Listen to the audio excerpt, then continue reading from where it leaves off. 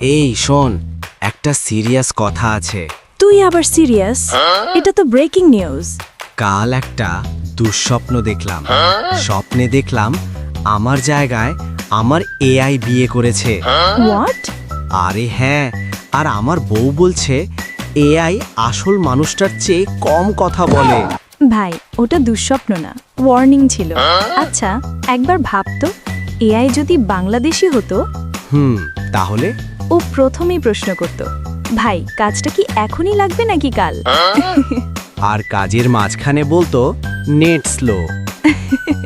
সাথে আবার error message দিত, বিদ্যুৎ নাই। আচ্ছা, সবাই বলে এআই নাকি চাকরি খেয়ে ফেলবে। হ্যাঁ, শুনতেছি তো। কিন্তু এআই যদি আমার অফিসে যায়, ও প্রথম দিনই রিজাইন দেবে। ধুর, কি বলিস? রিজাইন দিবে কেন? কারণ বস বলবে এই কাজটা আজ শেষ করো, কিন্তু কালকে জমা দিও। আর এই কথা শুনে এআই তখন বলবে, লজিক নট ফাউন্ড। এআই নাকি জীবন সহজ করে। হ্যাঁ, আমিও এটা শুনে একবার ট্রাই করছিলাম। কি ট্রাই করলি? এআই কে বললাম আমার লাইফ ঠিক করে দাও। ও আচ্ছা, তারপর? সে বলল ওয়েক আপ আর্লি।